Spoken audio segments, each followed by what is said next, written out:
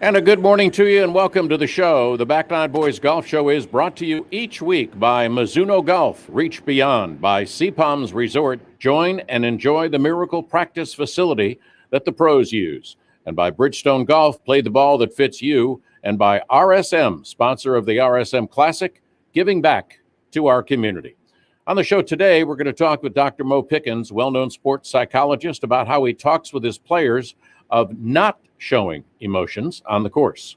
Then we'll talk with Nick Sherburne, the founder of Club Champion Locations.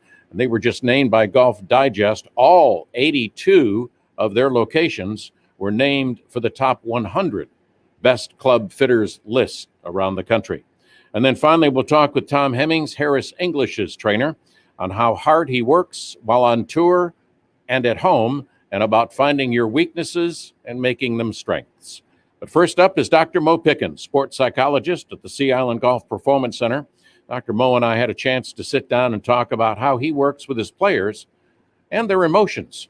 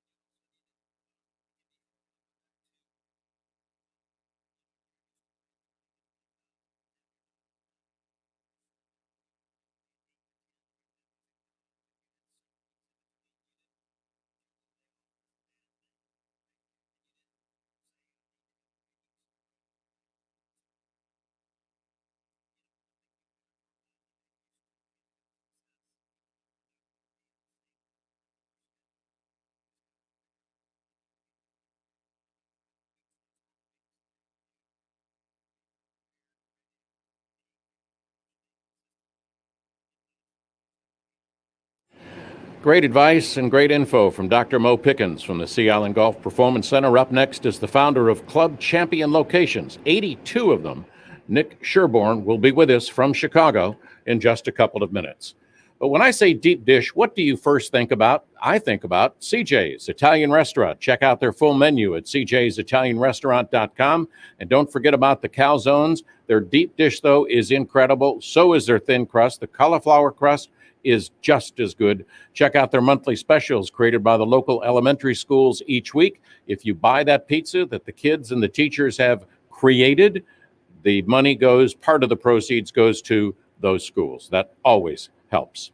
And if your kids are looking for a birthday party, call CJ's. Find out more about it. And you can find out about that and their menu at cjsitalianrestaurant.com.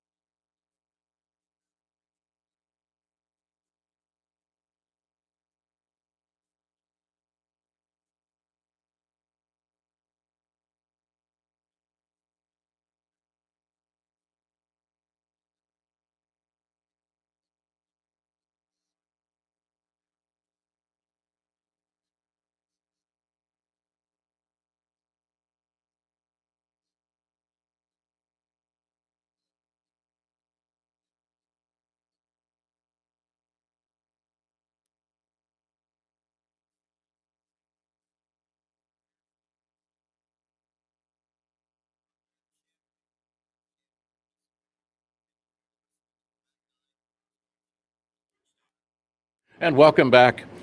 We want to thank Brandel for that. And we also want to thank our next guest, Nick Sherburne, the founder of Club Champions 82 locations. Good morning, Nick, and welcome to the Back Nine Boys Golf Show. Good morning. So you're in Chicago. Are you a Cubs or Sox fan? Well, I'm a baseball fan, but if I had an allegiance, I would say it's more towards the Cubs than the White Sox, but I like baseball, so I'll watch both. I got you. Okay. All right. I got to ask you this. I mean, you've been involved with Club Champion for a while. You've got 82 locations. How did you come up, first of all, with the idea to do Club Champion in the beginning? Well, it actually started 23 years ago, and it started as a different name and an idea where when I was young, I used to have the chance. When I moved up to the Chicagoland area, I had to get a job, and I got a job at the driving range at High Hill, and they have the Western Open there, for many, many years. And right. I would watch these pros come in for the Western Open, and I would watch these trailers drive up, and I'd watch these folks, the best players in the world, just sit there and tweak and fine-tune their stuff. And I'm like, well, why doesn't everybody do that? It doesn't make any sense. And, a lot of people would be like, well, Nick, they're the best players in the world. I go, well, I kind of in my head want to be the best player in the world. So, I love golf. Why wouldn't I try to do the same thing and get, take that variable out of it? And at the time, club fitting was there. It was, becoming a little bit. There was some stuff. This is the late 90s. And I just fell in love with it. I fell in love with the whole process of tweaking equipment and seeing the difference it can make for players. And it just kind of was one of those things that grew and grew and grew. And then in 2010, I took on, a partner, and he's partners that thought that have the golfers, and they're like, man, if we see this, can't we just take this thing to the next level? And that's what we've done since 2010. We changed the name to Club Champion, and I had 2 locations at that point, and we grew it to 82. But we're going to keep growing it because we love it, we believe in it, and we'll keep growing it. And the goal in the beginning was just to help golfers better their swing, better their equipment, and get it the way it should be when they play. Well, it's still the goal today. I mean, what most golfers don't realize, and, you hear it all the time, is I'm not good enough. It doesn't matter for me. I can just go buy whatever, there is.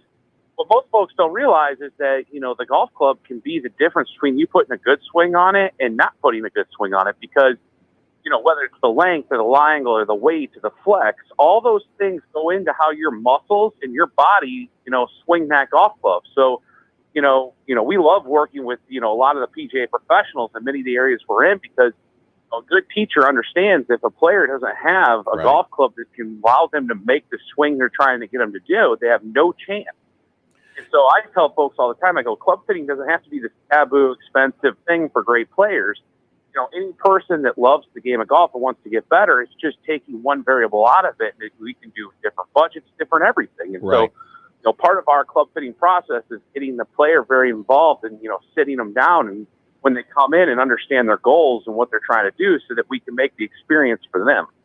Have you seen an uptick, Nick, in the, and that kind of rhymes, but have you seen an uptick as far as people getting fitted over the last few years? Oh, absolutely. I mean, I'll be honest, it was a real uphill battle, like a lot of the objections I just said a second ago. Right.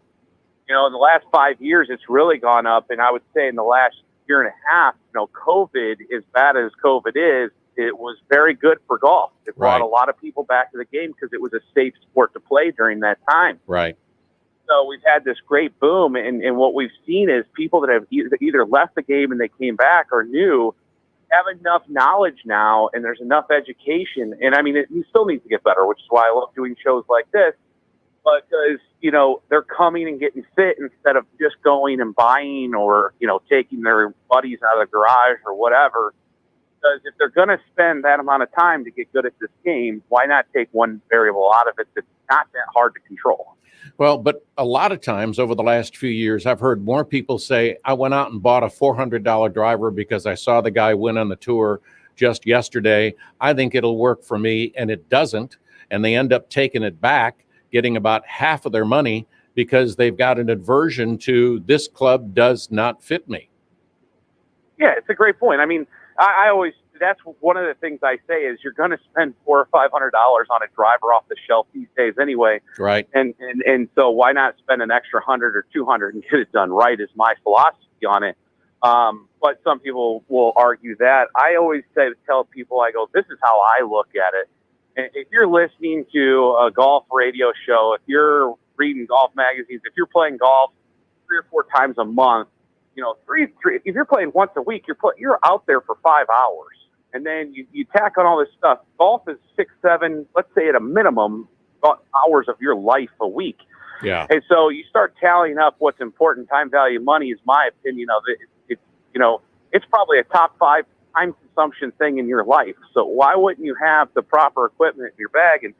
Until you come in and you actually get fitted, I think, and then the light goes on in people's heads like, holy cow, I didn't know that if I had this shaft weight, with this shaft profile, with this flex, with this head, with this line angle, with this swing weight, it could make it a whole lot easier to hit this ball farther and straighter. And it's one of those aha moments. And I tell people, you don't have to come in necessarily gung-ho to buy something. Right. You just have to commit to the fitting. Get the fitting, see what you're either not leaving on the table or leaving on the table.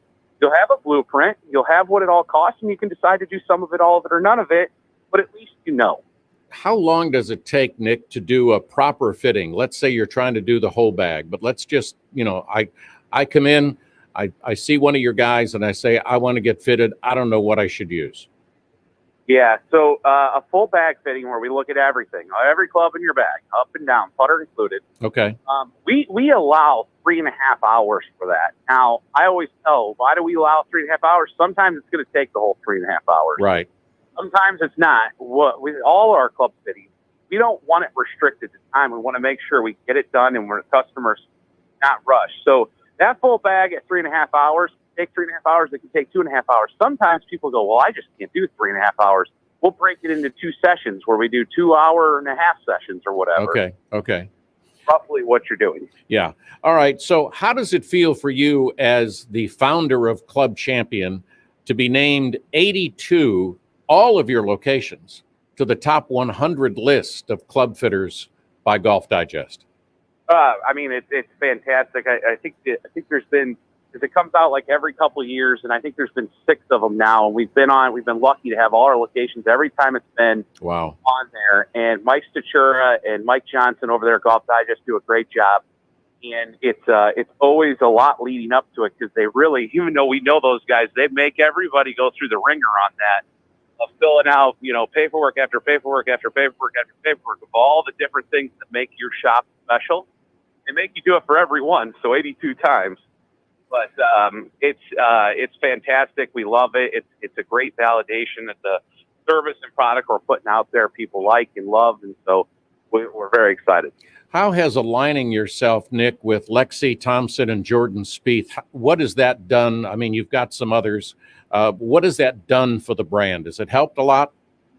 I think it has helped a lot. We it's like anytime you're in the marketing, and you want to have some bigger names, some third party validation. Sure. And, Jordan's just such a great young guy, even though he's kind of locked up with Titleist, the club junkie, he wants to make sure his equipment's maximized for him, and so we've had a lot of fun working with him on specs of his club that he has to play, that he's playing, and making sure they're the best they can be.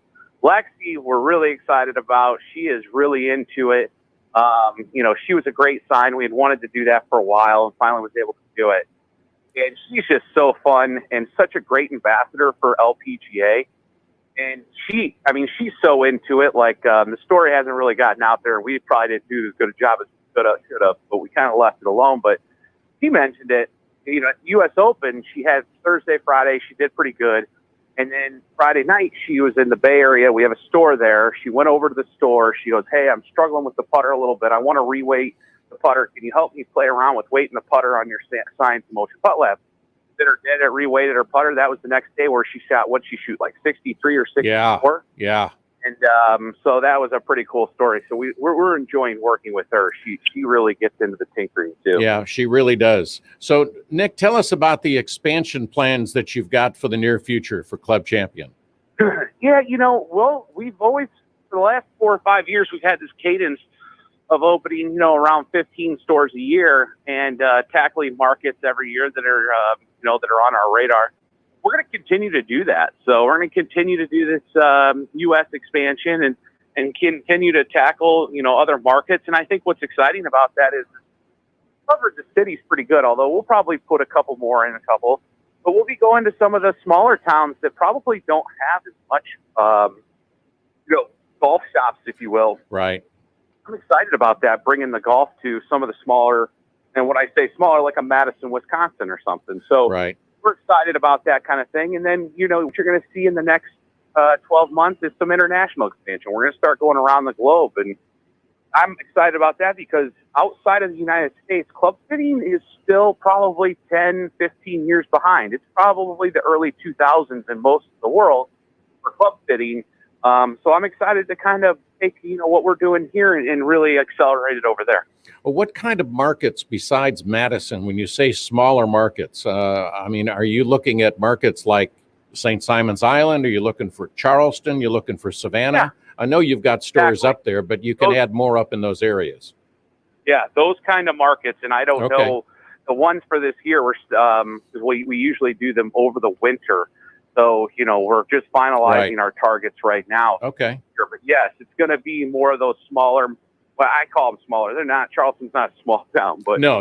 It's a smaller market than some of these others. But we've been doing that. We've been seeing great success. This past year we went to like a Hilton Head or a West Des Moines, and these kind of things are doing very well because there's just usually not somebody there doing what we do. And for us, our stores are very nice. If nobody's been in our stores, they're like 2,500 square feet, and there's not full of golf clubs. In fact, it's just a really cool demo wall that when everybody walks in, they're like, "Holy cow, I'm at the Mecca!" Right. 55,000 combination demos can be created from every brand, make, and model. So, yep. That's what they want to see. They want to see every brand, make, and model and figure out which one is for them. Nick, thanks for taking the time to be with us and enjoy your holiday weekend. Thank you. You too. All right. Nick Sherburne, founder of Club Champion Locations. And after the break, we'll talk with Tom Hemmings, personal trainer for Harris English on the Back Nine Boys Golf Show.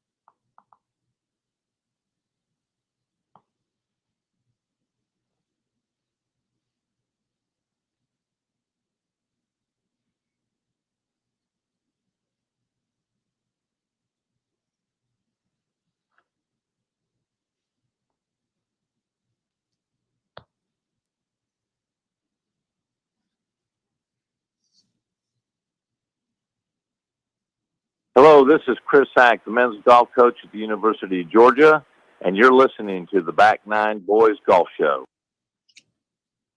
Miles, we want to thank you for being with us. Our next guest is probably going to find out and ask you, have you worked out today? Tom Hemmings is a personal trainer for a lot of people, and he also works with a guy by the name of Harris English, who's had a pretty great year so far on the tour. Tom, good morning and welcome to the show. Morning, Rich. Thank you for having me. Hope you're doing well today. I am. I haven't worked out yet today. Today may be an off day. I just wanted you to know that up front. So yeah, you're a little busy today. Yeah. All right. As part of Harris's team, and I know you work with a lot of guys, but Harris has been, just had an incredible year. What were the goals at the beginning of the year with Harris? Harris, obviously, I've been with him for best part of 4, approaching our 5th season now. I think that he's really established a great team around him, and just from the guys that I work with, it's really good to see. Like, he's obviously found the puzzle. And for us is to optimize his body. For me, anytime that I'm working with the guys, everyone has a different approach, and they have different goals of what they're working on. For Harris specifically, we're working on a lot of core strength, and obviously making sure that his hips are nice and mobile. That was one thing we knew last year was something we always had to make sure we had in our plans, and just implement that consistently throughout the season, whether that be back here at Sea Island when he's back or when he's on the road. But like every guy, I think that it's important just to really enforce structure and be there as a resource whenever that time may be. So you go in and you do an assessment of not only Harris, but everybody that you work with and the other golf pros that you work with. So you kind of find out what their weaknesses are, and that may change throughout the year. And then you focus on making those weaknesses strengths. Absolutely. Can say any better. I think that the biggest thing is anytime, let's say, as well as every other golf fan or professional, they're on the road for 3 to 4 weeks, sometimes longer, sometimes less. But every time they go on the road, they are sleeping in a different bed. They're in a different car seat. They are doing different things out of their ordinary routine when they're at home. So it's important for the exercise professional to then identify where they are at that specific time. Right. So every time they come back, it is an assessment. I mean, I think professionals sometimes, push the assessments to the side and do what they've seen as a new exercise. But with these guys, we need to make sure that every time they're coming in, I know where their body is. So if I'm going to try something new that may work, I know that it's the right time to do it, but for the most part, it's making sure that we get them back. We'll take a screenshot of where they are, and then we know, okay, I need to take this avenue a little bit before I then implement something new. All right, so Harris came out on the tour and he won in Hawaii. I mean, it was a big win, first win in 7 years. And then he goes to the Players and something's wrong with his back. He and I talked about it a couple of weeks ago. What happened? I mean, he just didn't feel comfortable. He said he swung and just didn't think he could get through it. Yeah. It was a very out of the ordinary thing. I mean, we did a great prep, I think it was either getting out of a car or the bed that he slept in. As I said before, it was a very sporadic thing, and as well as I do, a lot of these players have physical therapists and chiropractors on the road full time. He went to see Brian Smith, who's his main guy, and he just didn't feel right. It was just one of those things, and it was a big downer because he, the year before he shot that first low round before the COVID hit us, and obviously he was itching to get back to that course. He had played so well in his practice round. everything was great. And it was just one of those freak things that went on. And, it took us a little bit of time to recover after that, from a confidence standpoint, as well as making sure he felt good with his body. And before he left for Congaree, and then obviously the US Open and obviously the Travelers, he said, "Hey, I'm feeling back to where I was before." Good. And before he means, we had a lot of time during COVID and to really get his foundation strong, and he feels good. And I think that for all of the team as well as Harris to feel that adversity come out of nowhere, and then respond so well, it's only making us stronger as a team.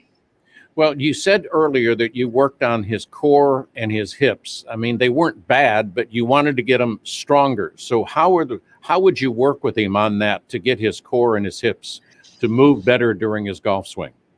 Sure. So from my philosophy, what I would do is obviously look at any areas that may be, not optimal. And every person has an area that's developmental. I hate to use the word lacking or underactive, or I want to say developmental, because we can increase it, right? So within reason. So for us, we would identify the areas we need to work on. So for the core, for instance, a lot of times, for me as a professional, like, I always look at how many times a golfer is performing a rotational movement outside of the gym. So you're an asymmetrical athlete. You are performing, let's just say they go and have a practice day and they're hitting 200-300 balls plus. They're doing that in the same pattern all the time. So when they come to see me, they've asymmetrically loaded their body in a certain way. Right. So for me, I'm either going the other way, or I am making sure that I'm doing things that they are staying static, or they are, doing anti-rotational movements, which are, we're trying to restrict movement. So then that way, other areas of the body are then allowing you to resist that asymmetrical tendency. So then, the prolonged effect is, looking down the line, is, hopefully the prevention of injuries, as well as making sure that we're doing things that are going to obviously optimize his movement. Right. But for me, I'm always making sure that we're using foam rolling techniques. We're looking at, hip mobility, or, shoulder mobility, whatever the areas you want to work on from a joint perspective. And then we would start to head into the program as to what areas we need to get stronger. And, we'd look at whether our focus is on endurance or strength or power. You would, for me, I go through like a periodized kind of segment where I work between 4 to 6 week blocks. And then we kind of go through these blocks depending on how much time we've got. And obviously that's different for everyone. And how long, Tom, does it take for you to do an assessment? Not necessarily on Harris or your pros, but let's say just somebody comes in, they want to work out, they look and they see what you've done. How long will it take you to look at and then figure out what they need to do?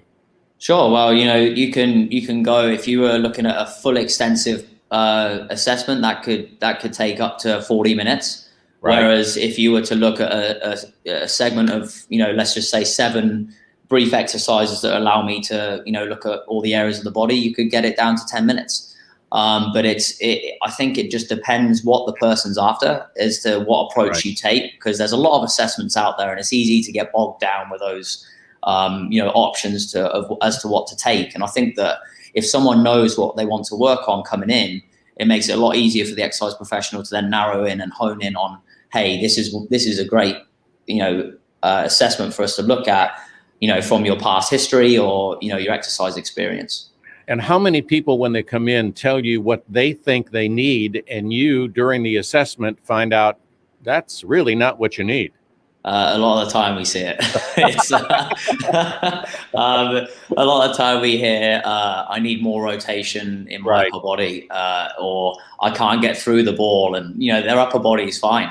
A lot of times it sometimes got, looking down towards the lower back or the hips that, we see where there's a problem. But, it can be the upper body. I shouldn't say it's not only that, but I think a lot of times, people see those beautiful swings out there, the Dustin Johnsons, Harris English, Davis Thompson, the mobility and the fluidity of these swings are fantastic. And I think for the amateurs out there that want to achieve that quality, it takes a bit of time. And I think that's where there's a lot of components that go into it. And I think that it just takes some commitment, and you can definitely work on your swing individually.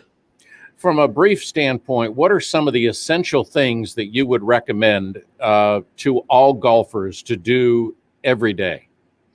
I would say, if someone asked me this yesterday, actually, it's funny you asked me that question. Okay. It's so I'm kind of prepared on that one. Right. I always look at some easy things that you can do that require, least amount of equipment, that you could do standing next to a golf cart, you could do it at home. I think that making sure that you've got thoracic rotation, so when you're rotating your shoulders from side to side, but you're wanting to do that where you're keeping your lower body still. So we call it dissociation. So it's the ability for you to separate your upper body from your lower body. And then obviously you then need to think about doing that for your hips as well. So then separating and rotating your hips while your upper body stays stable. That's a very well-known test on the Titleist Performance Institute, and I use those protocols as well as some of my own that I've kind of created a hybrid for when I assess.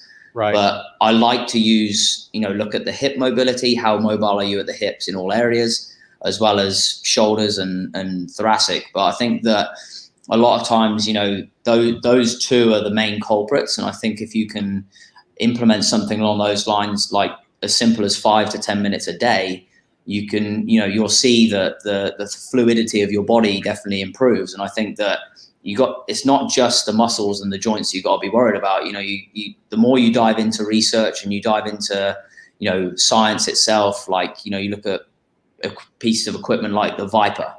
Right. There's a company called the Institute of Motion, which do a lot of continuing education for people like myself. And, you talk about fascia and connective tissues. You talk about the rigidity of your skin and how that can be a restriction. There's so many components. And I think that, training's changed a lot since I started. And I think it just allows me to think about different components for my clients and pros coming in. And I think that the more that you can consider everyone individually and give them kind of a daily 5 exercises to do that take them 5 to 10 minutes, right, then you can individualize that more and more and optimize that performance for that individual. Yep, I got to go do that. We're going to take a break. And while we're taking the break, I'm going to do some stretching and get my hips and whatever. Okay, we'll be back with Tom Hemmings on the Back Nine Boys Golf Show. Stay with us.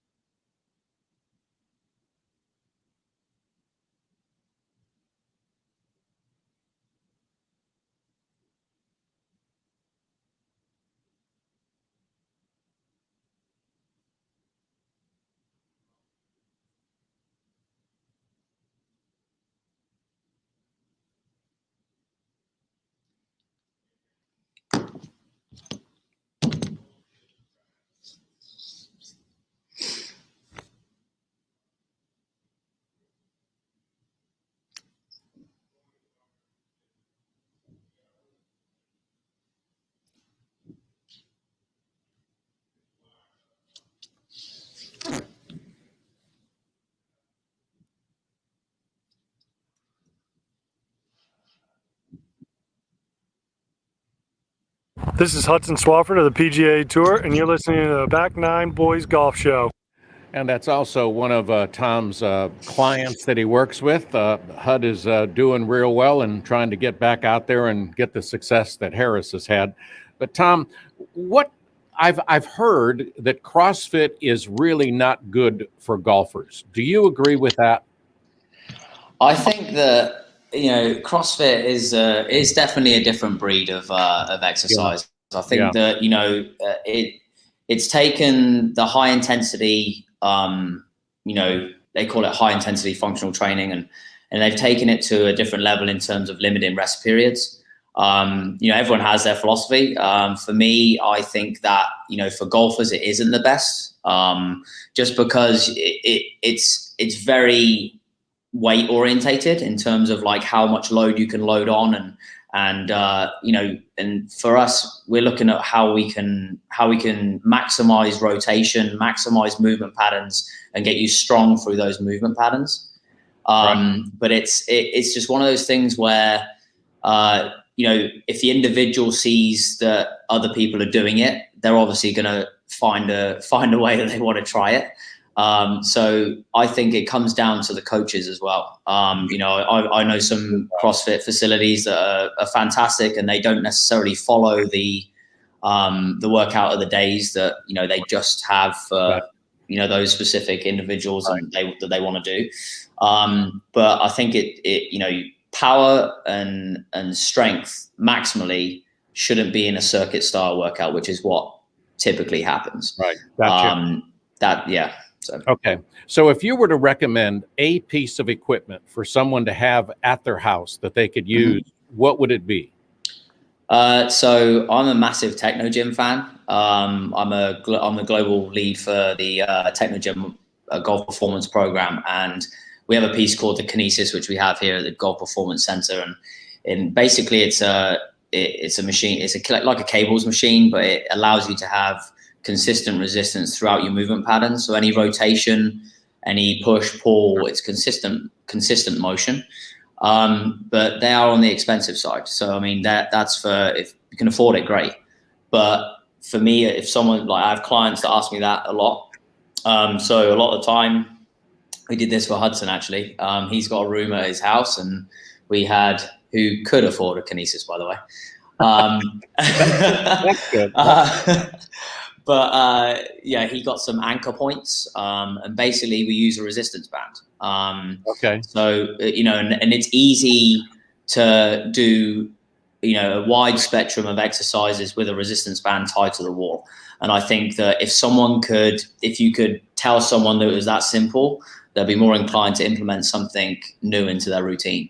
And I think that that's where, like, you could be consistent on the road. You could tie the band to a doorstop or something along those lines when they're, which is what a lot of my players had to do when they were going through the COVID scenario. Gotcha. All right, we got about a minute left. What do you recommend? And we see golfers drinking, we see them eating peanut butter jelly sandwiches. What do you recommend for energy during a golf round? Because we don't do much with hydration. Yeah, so I'm not sure how many people can see my screen, but I've recently got linked up with a company called Live Pure. Ah, okay. And that's Harris is just committed to them as well. It's a company that one of the physical therapists and chiropractors have come up with, and it's specifically for golfers. It's, you can have amino acids, you can have very minimal carbohydrates, and it's obviously like more of a hydration benefit. But simply if people don't like to take supplements like that, I would, during a round of golf, peanuts are fantastic. Okay. That's a great source of fats, healthy fats that you can keep, because you need to make sure that you're keeping energy throughout a round. Gotcha. Because if you're eating high sugars, then your blood sugar is going to go up and down. Tom, I had to cut you off, but thank you very much for being with us. Appreciate your time, man. Thanks. Take care. Thank you. Back9boys.com.